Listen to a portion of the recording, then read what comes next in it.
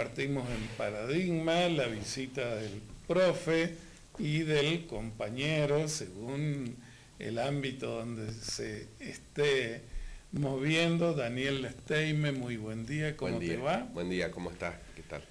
Bueno, acá como profesor, estando en un periodo de vacaciones, pero como concejal, siguiendo en la doble actividad.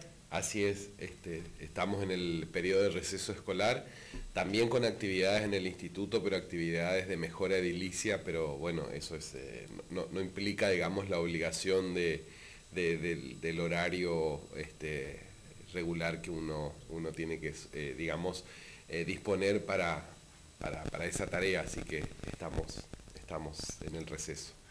Estuve leyendo, recordando hoy los 100 años del nacimiento de Mandela. Sí.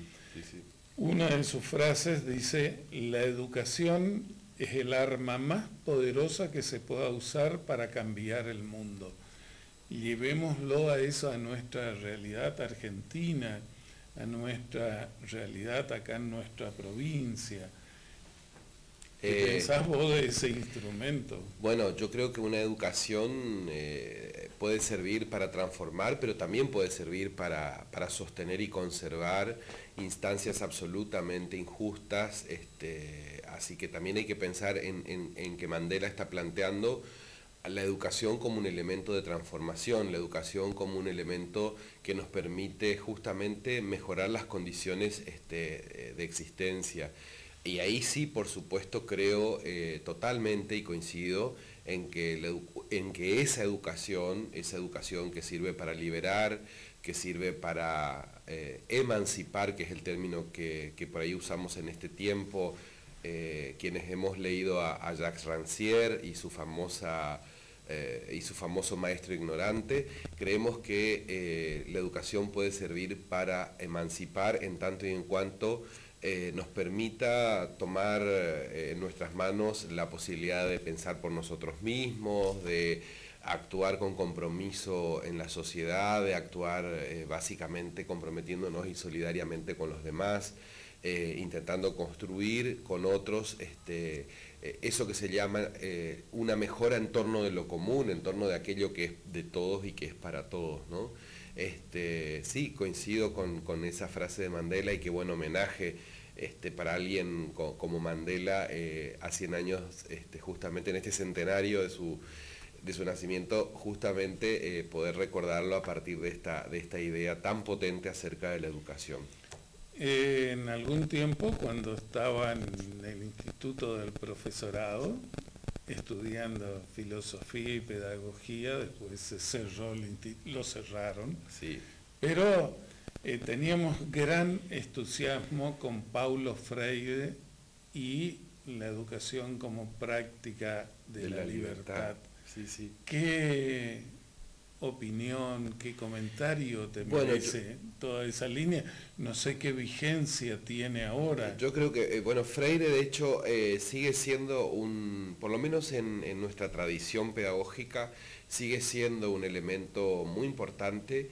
Inclusive los autores de aquella corriente que nosotros llamamos de la pedagogía crítica, los autores anglosajones, muchos de ellos ingleses y norteamericanos, abrevan en la obra de Freire para plantearnos a nosotros concepciones acerca de la educación y acerca de la tarea docente, justamente en ese sentido de intentar colaborar para que los demás puedan liberarse.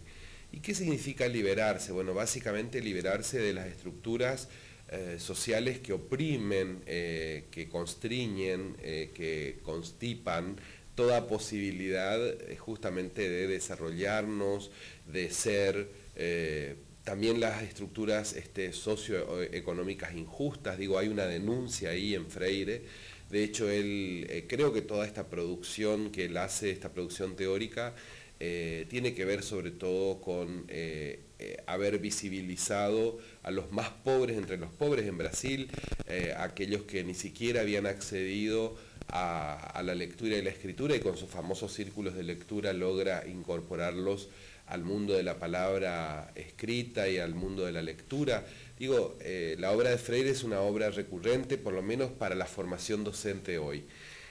Obviamente hay relecturas ya a esta altura, hay relecturas de Freire, pero claro, la base... Porque por eso te preguntaba la vigencia, Sí, sí. o cómo se pueden tomar algunos fundamentos en la actualidad y relacionado, por ejemplo, con valorizar esa experiencia o el concepto de cultura, es decir, Bien. cuál es el hábitat del niño, su ambiente familiar, su grupo social, Claro. y qué valor tienen ciertas cosas muy simples.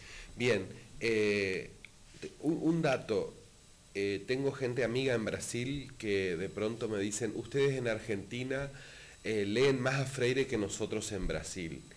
Es probable, yo la verdad es que no he hecho un trabajo, digamos, científico al respecto, pero sí para la tradición pedagógica en Argentina, la obra de Freire es una obra fundamental, es una obra que marca, como te decía, un antes y un después, y además Freire nos llega, por lo menos a los docentes de mi generación, no de primera mano, sino que nos llega a través de los autores anglosajones, como te decía.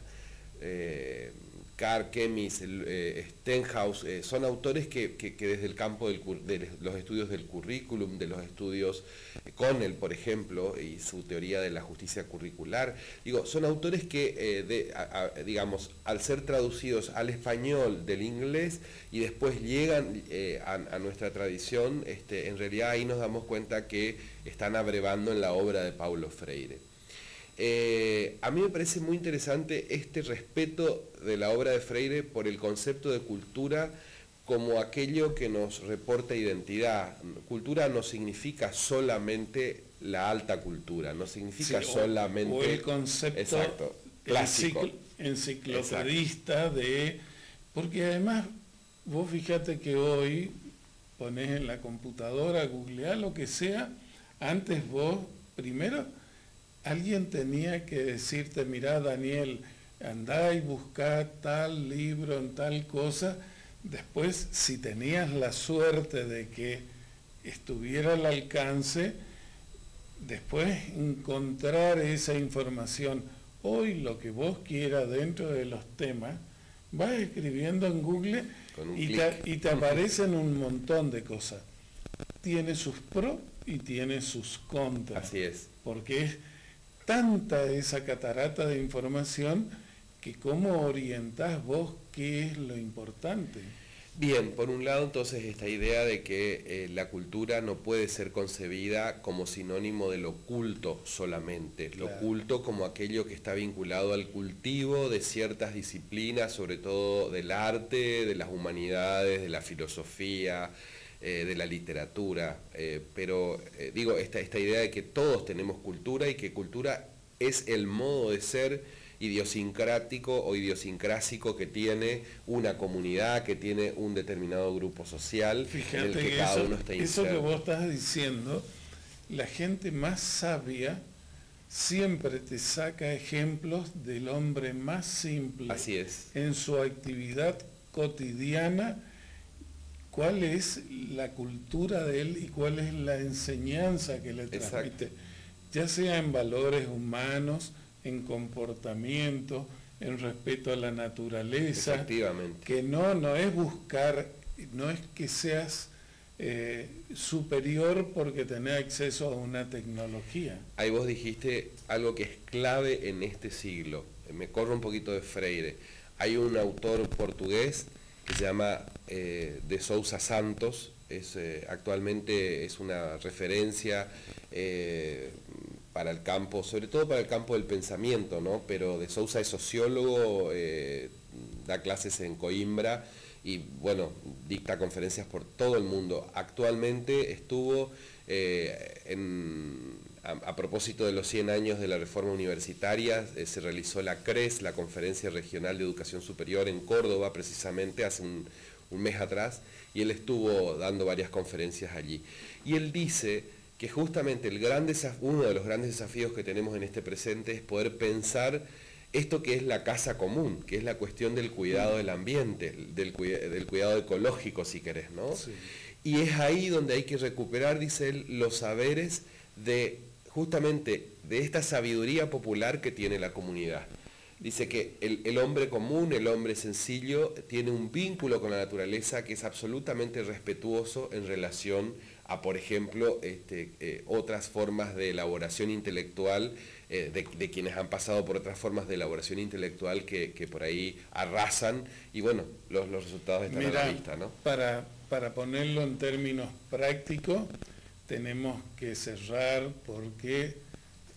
El tiempo es tirano. No lo confieso, hace 2 días que ando en el horno con una muela. Uy, y mi turno es a las 11, así que...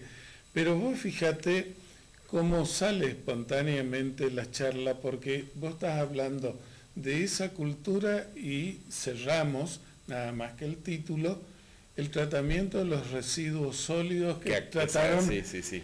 ¿Cómo eso tiene el respeto de la naturaleza, el tomar conciencia, en hacer las cosas un poquito bien? Sí. Y nuestros abuelos, mi papá, qué sé yo, en el fondo de casa, con grandes patios, teníamos un pozo donde toda la materia orgánica quedaba ahí. Así es. Así que te propongo, vamos a aprovechar estos días que estás con menos compromiso y hacemos una charla de distintos temas. Con muchísimo gusto, siempre es un gusto venir. Bueno, Daniel, 10 puntos y para mí también una satisfacción charlar con vos, así que hacemos ese compromiso.